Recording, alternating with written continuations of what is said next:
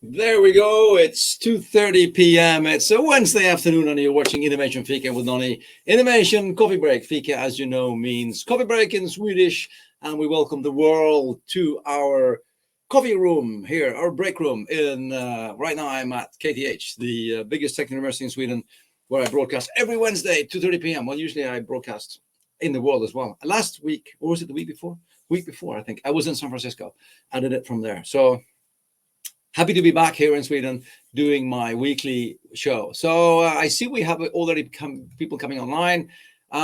Good to see you, Yash, from India. Good to see you, sir. One of our regulars here. And Gunvor from Oslo, Norway. Welcome back to Norway. I know you've been in Japan for 3 weeks, Gunvor. Dying to hear more about that as well. I think you're coming to Stockholm, was it next week? Looking forward to that. Anyone else online? Let us know who you are, where you're from. As usual, we have a global audience. This is a weekly show every Wednesday, 2:30 p.m. Swedish, which will be a morning show for like the guest we're having today, and an evening show for the Indian people. Look at this, Melina, one of the previous guests on the show, Melina Garari. So good to see you. Always fun to see you online, Melina. Wonderful to have you here.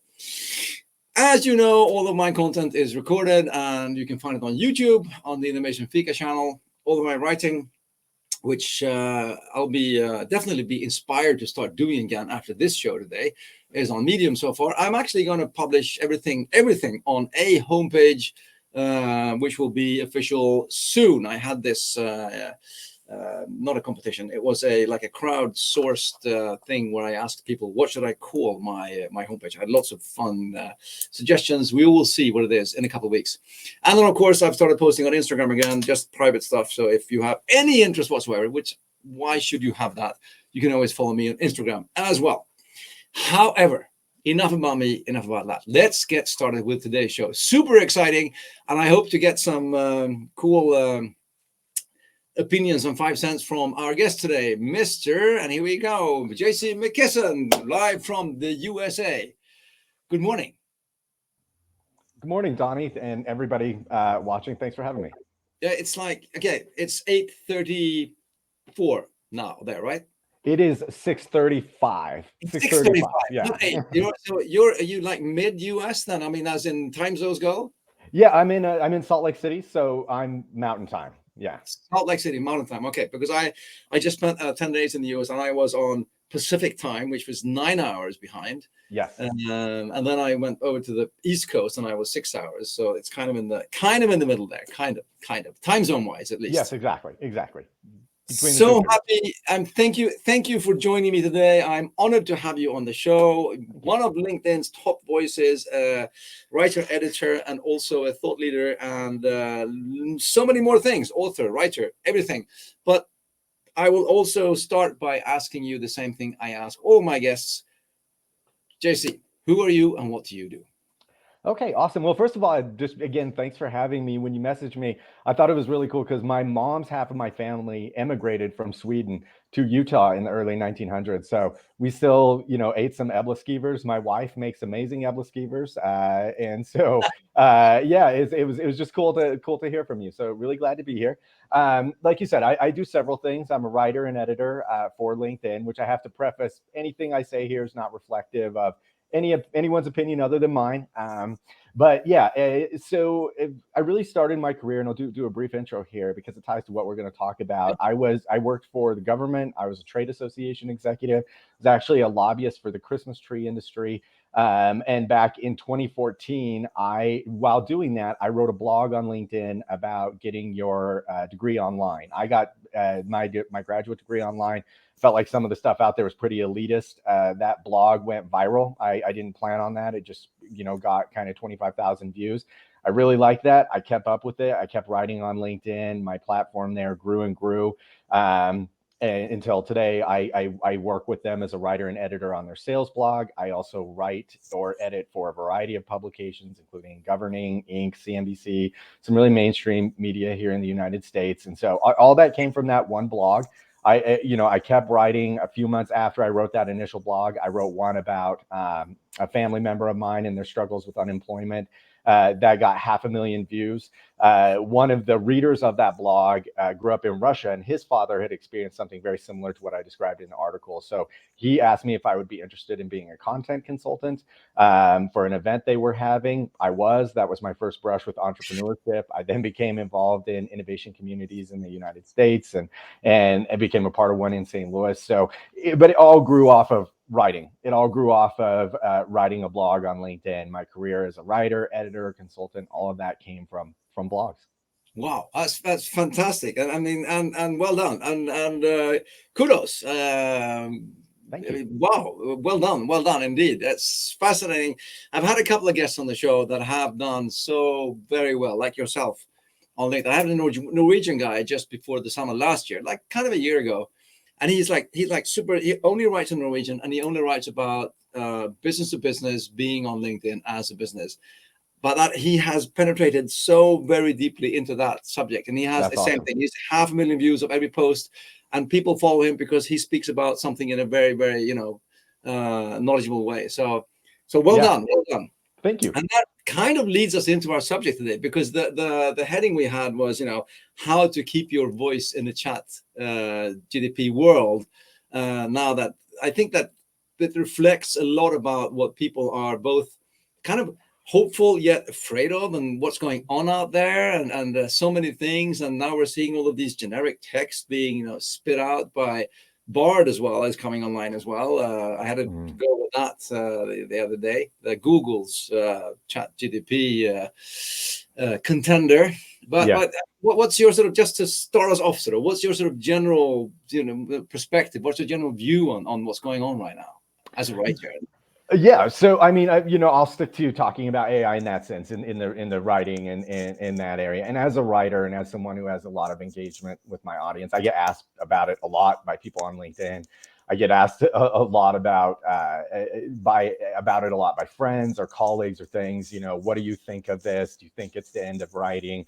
That sort of thing. So I get asked about it a lot. It's awesome to be on here and share some of those opinions, because I think I think we're blindly plowing ahead into a space that we don't understand. And I know the reaction to it differs. I know, the European kind of regulatory framework is very different than the United States, and their aggressiveness in addressing these things. But at least here, it feels like we're just kind of proceeding forward and acknowledging that there are serious conversations to be had, while simultaneously not having those conversations.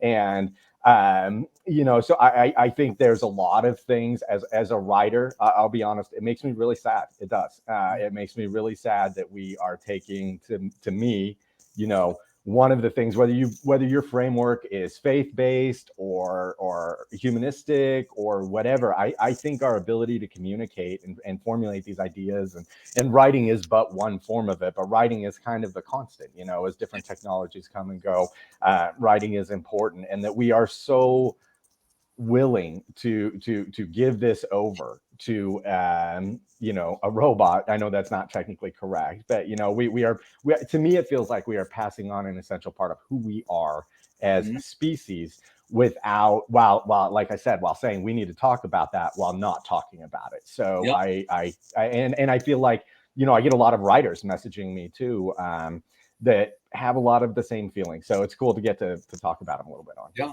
Oh, that's really interesting, because it's exactly, I think it's really important that we have these conversations.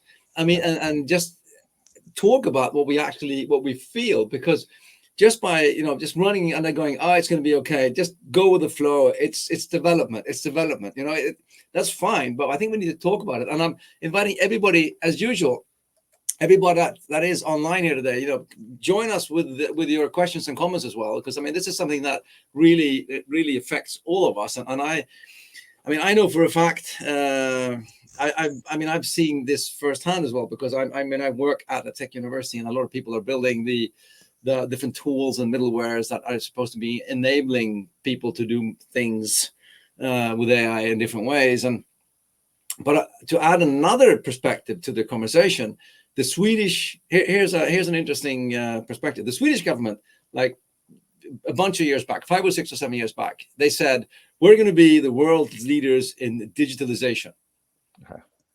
And that was it, period. and not saying what that meant or for what reason or or the consequences. It's just that's what we're going to be, which means that all schools throughout, all paper textbooks, computers and iPads came in, all kids are on digital, and then now suddenly, 5 years later, they're seeing their reading ability is going down, their writing ability is going down. They can't write by hand anymore.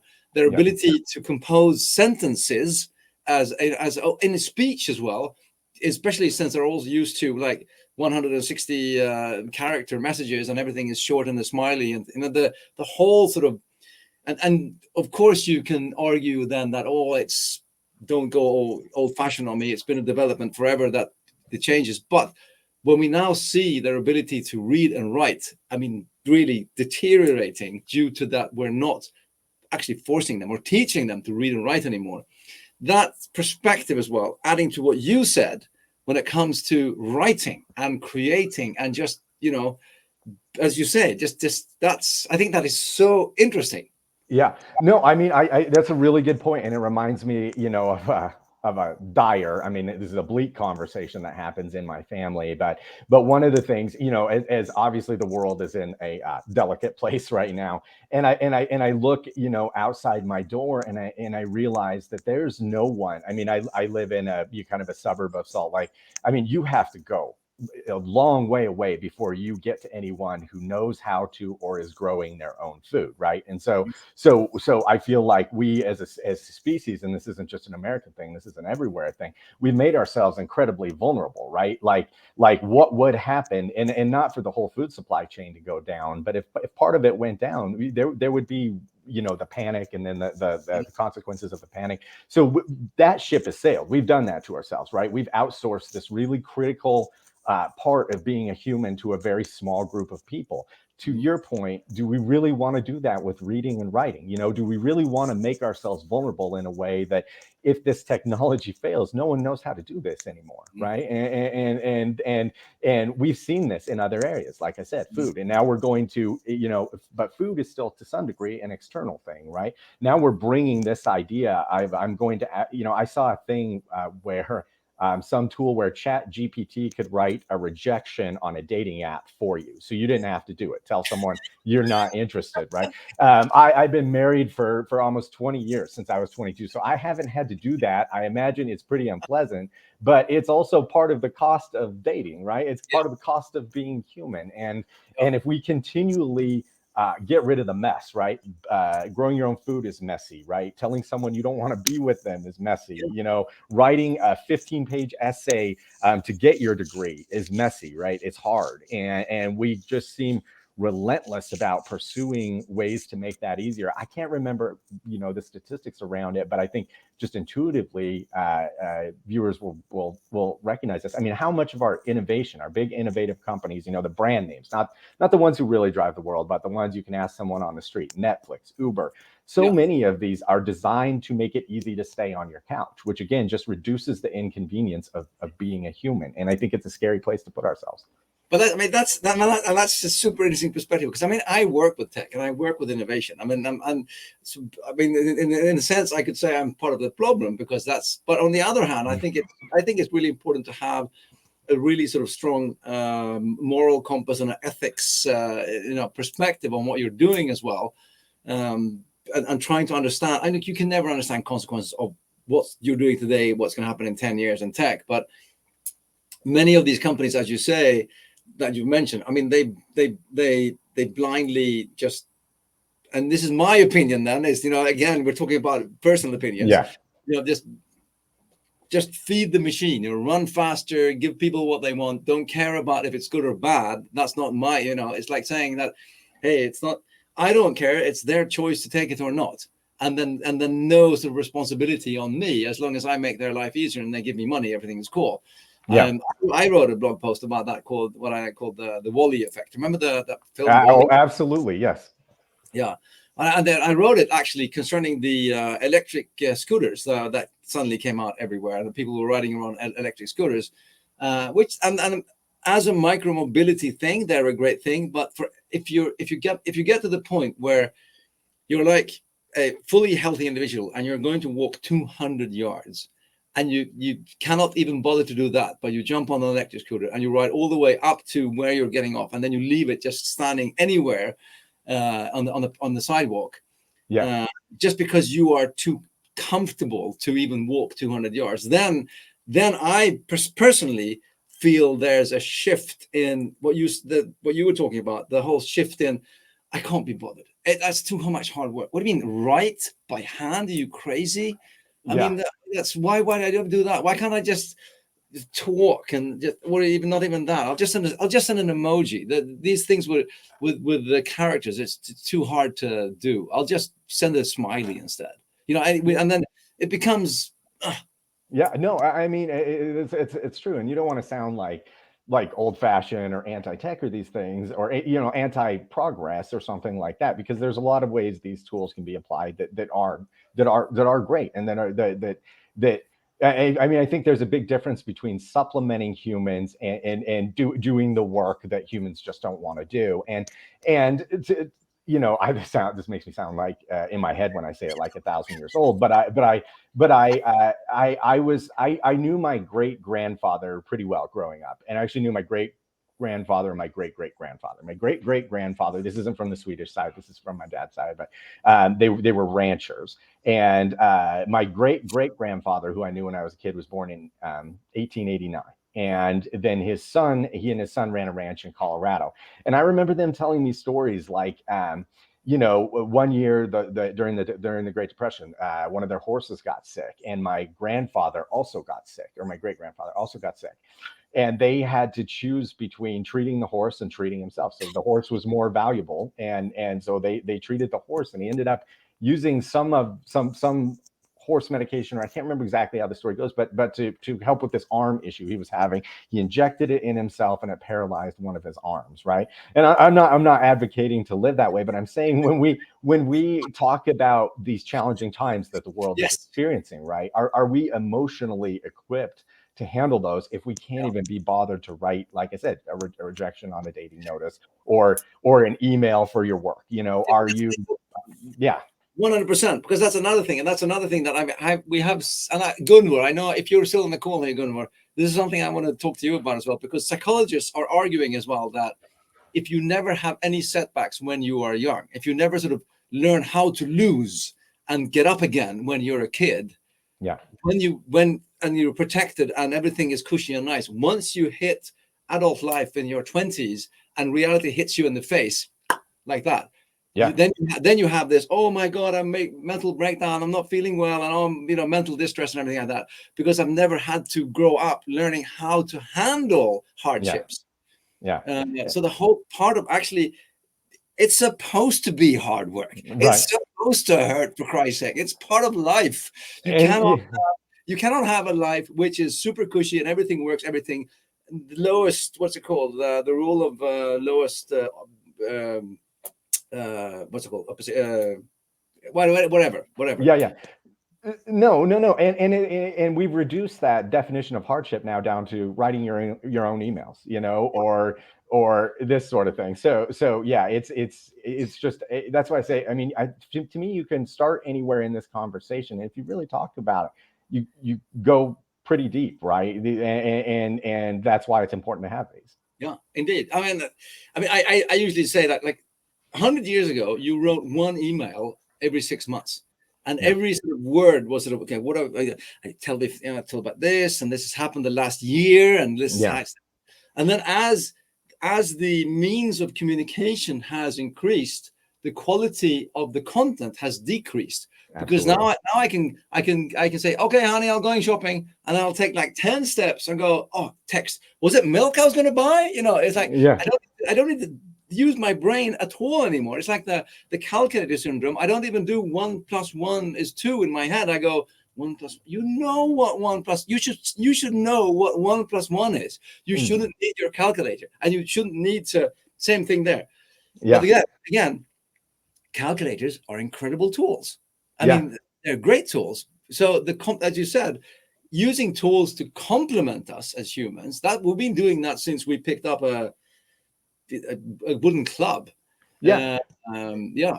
And Okay. absolutely, even as a writer, I mean, I use editing tools that someone 20 years ago or even 10 years ago wouldn't have, to double check my work and that type of thing. So, um, you know, it, and I think therein lies the difference. Is like, you can use these tools, but where is this coming from? And I know some people say that, one of the ways this can help people is non-writers can have ideas and be able to have someone else do the actual writing while they're working on the idea itself. And I've seen this argument, for non-writers. I've seen it for writers. I've seen it for, PhD researchers.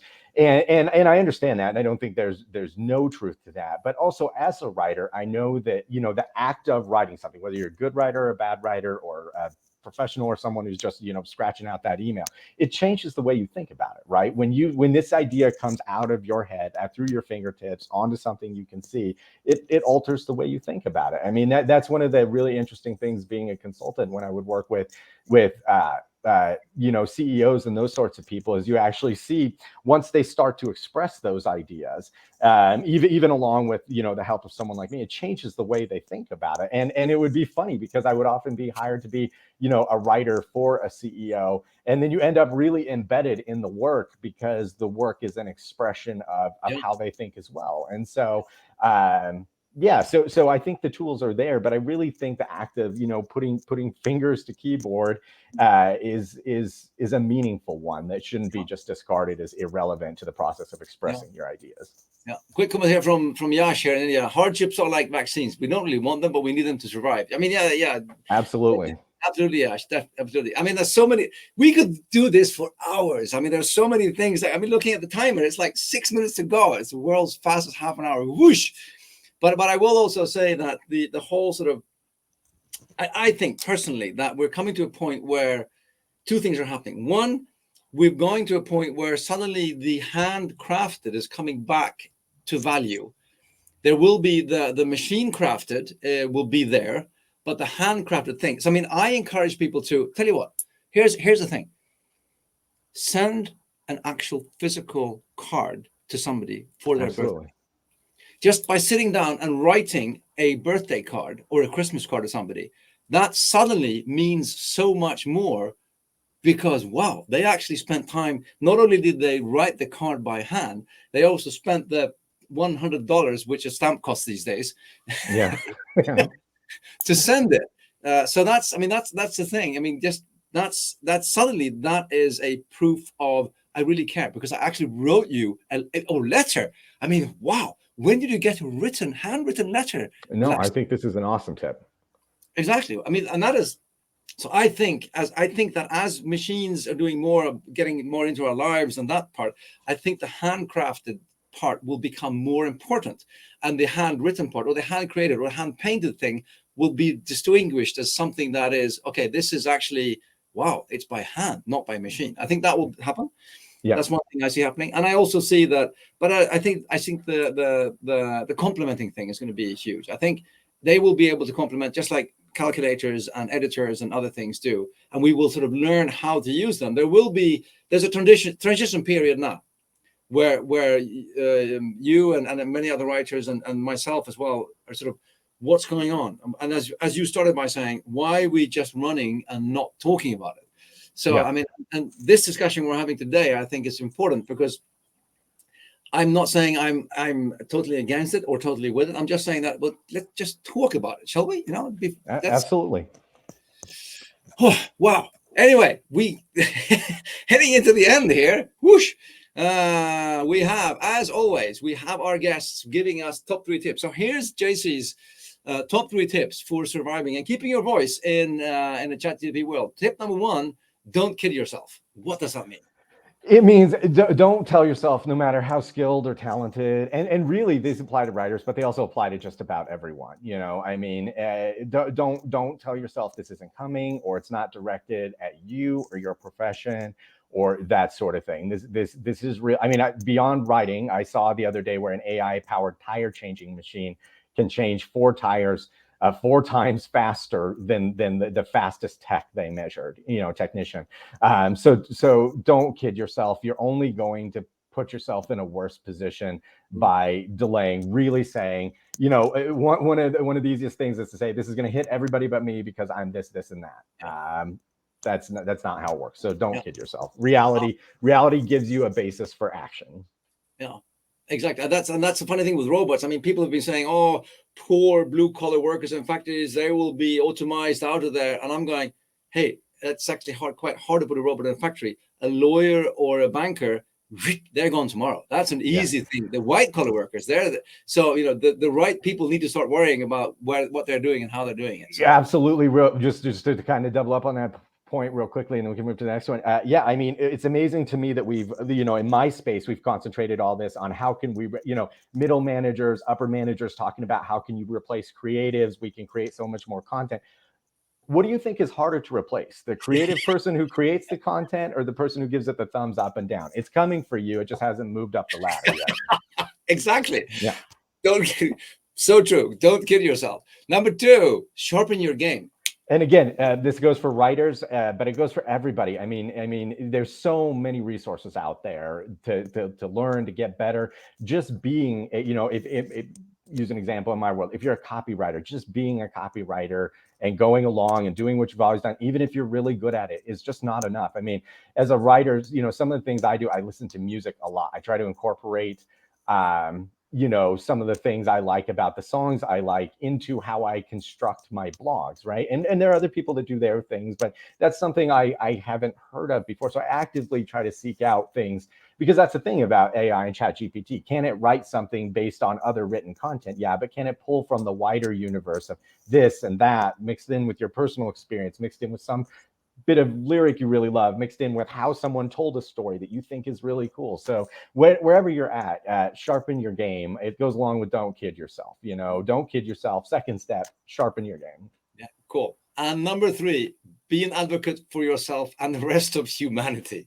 Okay, so this is, you know, one of the things that I think is very different about AI than other tech is this isn't a case of creative destruction in economics. You know, the typewriter factory goes out of business and gets swallowed up by the computer factory. This is a widespread concerted effort to reduce the dependence on human labor. And I'll give a couple of examples. My mother-in-law used to be, around the time my wife and I got married, she went to be a checker in a grocery store. It was kind of a retirement job. It wasn't the difference between life and death, but it was a good job for her, and it was what she was qualified for. And about 6 months after she got that job, they brought in the first self-checkout things. And, you know, it's easy to look at that and say, man, you know, this is so much faster. This is so much easier. I can obviously see it's probably cheaper for the store. And in that process, forget that there's a person right there completely, you know, and I see that in the discussion around paralegals. We can replace paralegals with AI. My mom went through hell, literally hell, to graduate from paralegal school in her mid 30s, right? And these people are people. And the idea, to me, there's the lack of discussing this in the United States and to some degree in the West kind of speaks to me. And I know this is like goes way out there, but in some ways to almost like a structural bias that we have, that no matter how bad things get here, they'll never look like somewhere else. Meaning that, you know, I mean, the peak unemployment in the Great Depression was 25%. That means 75% of people who wanted it had a job, right? We're talking about something that could potentially make that number seem smaller than it does now. And the idea that the response will just kind of be this shoulder shrug, say, well, you know, technology got the better of me, I guess that's it for me. That's not how people react. You know, they when their ability to provide for themselves and their families gets structurally eliminated, and if that happens at a high enough volume, they don't just fade into the background as the checker or the paralegal that used to have a job. And that sounds dire, but that's the discussion we need to have. And so you can use these tools, but don't forget, you know, that there's a person on the other end of the thing you're just kind of batting to the side, because if you don't remember it, they will. And as a societal event, that could be pretty damaging. Yeah, but I think that, and just to comment on that as well, I think that is so profound, and that's something we can do a next show on. I mean, yes, we might be living in a future where we aren't going to work as we've been doing for the last 400 or 500 years in that kind of sense. But the transition is not. It's hard on us. It's really hard because we are actually uprooting people, and it's, you know, their identity and who they are. Absolutely. I have a foundation that works in Africa to help sustainable impact startups generate jobs, right? Because we need jobs in Africa. 1 million people per month come into working age in Africa and need a new job. 1 million per month. So we need more jobs. And having a job is, one, providing for yourself and up to 5 people. It's a multiplying effect. But also, I can provide for myself and my family. It's a sense of being. It's you know, it's actually giving people a self-worth of being able to support themselves. I can grow my own fruit in the garden. I know how to whatever. That's a part of being a human being, which we cannot just uproot and take away and say the only thing you can be is an influencer. That's the only thing that counts. I mean, it doesn't work like that. So, but absolutely. And I was going to just real quickly, your point about identity there is spot on. You know, that we're talking about jobs. What we really need to also talk about is how this impacts people's identity and what happens to someone when you strip that from them. You know, it's so I love that point. I know we're at the end here. I'll let you move on there, but yeah, I could talk about this for a while. Thanks for having me. Sorry for speaking as much as my guests, everyone. Thank you very much for watching. Sorry for continuously interrupting my guests, but thank you, J.C. McKissen, for being on the show today. I have so enjoyed our 30.